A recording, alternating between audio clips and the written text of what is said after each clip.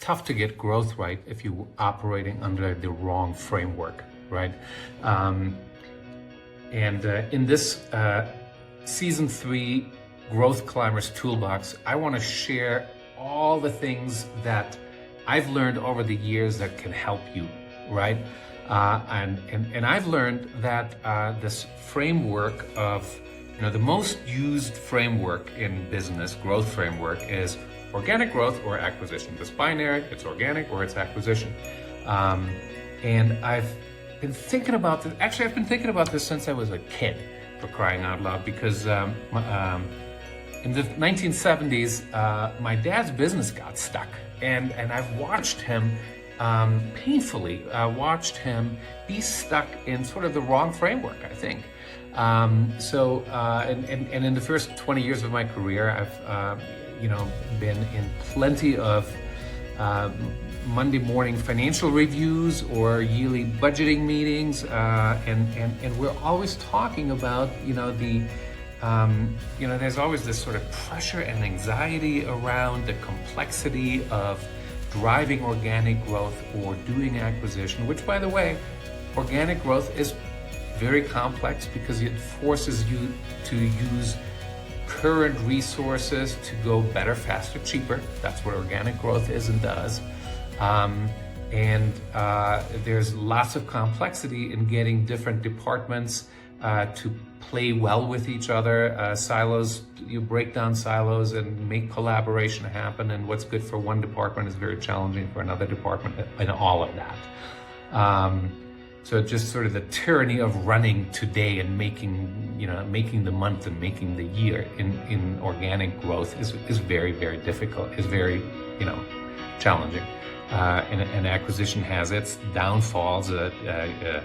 You could find the right target and buy it at the right price, and then it falls apart in integration, right? Integration goes awry. But the framework that we use, that I encourage you to think about in your business, is the third growth option. So you've got organic, you've got acquisition, and then the third option is adding new adjacent categories. You're selling apples, not oranges, on your fruit stand. Accessing new channels of distribution. You're on the East Coast, not the West Coast, or you're in the US, not in Europe, or you're online but not offline, or the other way around, right? Accessing new channels of distribution, which requires a tweaking of the go-to-market process usually.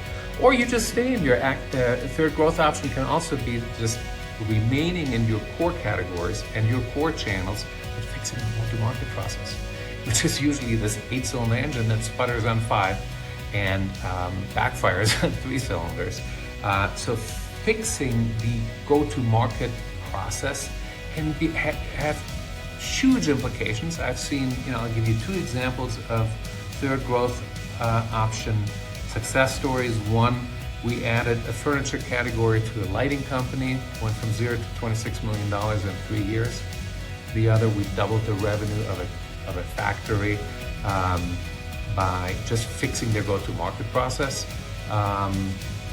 And there are, and the reason we've been able to do that, and you can do this, the reason you can make the third growth option work for you is because it is about understanding the framework from a different perspective, applying resources to building adjacent categories, fixing the go-to-market process, adding new channels of distribution, and applying resources today to make that happen, while the rest of the team on your payroll continues running the business today, right? What are some things holding you back? Love to hear about it, love to talk about it, and see if I can help.